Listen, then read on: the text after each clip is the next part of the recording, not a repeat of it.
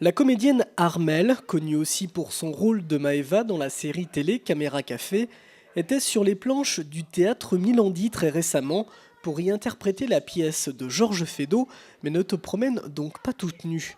Aux côtés de 4 autres acteurs, elle incarne l'épouse du député Ventroux. Cette dernière, sans manque de tenue, a en revanche une furieuse tendance à l'exhibition. Et lorsqu'elle se fait piquer par une guêpe, le vaudeville orchestré par Feydeau vire à la farce explosive.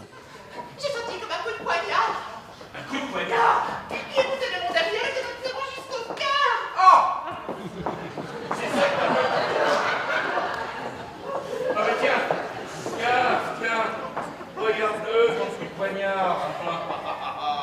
C'est une guêpe qui t'a piqué. Qui m'a piqué? Oh mon Dieu, j'ai été piqué par une guêpe. C'est mieux que pour toi, ça t'a fait un premier coup de mur. C'est ta faute parce que je t'avais dit de t'entraîner les bêtes. Eh ben tant mieux, ça te servira de leçon. Allez, t'as bien à mettre. Oh mon Dieu, guêpe, mais qu'est-ce que je vais devenir? Julien, je t'en supplie, touche-moi, que tu souffres. Moi, je rêvais de jouer Feydeau depuis longtemps, parce que j'avais juste effleuré Feydeau au cours de théâtre. Et c'est un univers que j'aime beaucoup, et je pense que j'ai une nature de comédienne qui correspond tout à fait à Feydeau. Et là, j'ai eu une proposition d'un théâtre à Bordeaux, le Théâtre Trianon, Xavier Vuitton, qui m'a proposé de venir jouer dans ce théâtre, dont il reprenait la direction. Et il m'a dit, qu'est-ce qui vous ferait plaisir? Alors moi, j'ai dit, Georges Feydeau. Et arrête de vous raser avec tes petits cheveux.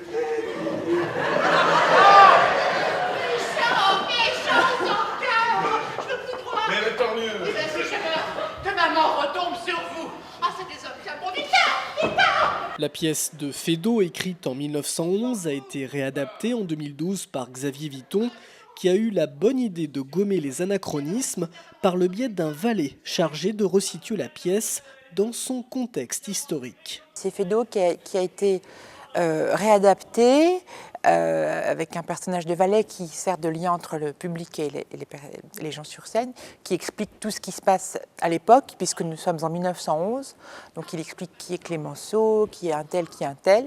Et puis, comme la pièce de Feydeau Ne te promène donc pas toute nue et pas très longue, ils ont fondu dedans une pièce de Courteline, puisque c'est à peu près la même époque et à peu près le même genre de problématique, c'est une dispute conjugale. Et là, ils ont vraiment fait comme deux bijoux qu'on fond ensemble. On prend une bague, une autre bague, on fond, ça fait un métal en fusion, puis on en refait un troisième. Voilà. Les quiproquos et faux semblants s'enchaînent lors de l'arrivée d'un journaliste qui débarque pour faire une interview et que tout le monde prend pour quelqu'un d'autre. Je ne suis pas d'accord. Ah, je sais, vous n'avez pas gros titre, mais ça n'a aucune importance. Alors tenez, regardez. Voilà, vous voyez? Ah oui, ça madame, je vois. Mais c'est pas le pire, c'est quand on touche qu'on se rend mieux compte. Certainement, oui. Mais allez-y, rendez-vous compte. Je vois la caméra devant moi, c'est épouvantablement teinté, je vous dis, mais teintez d'eau.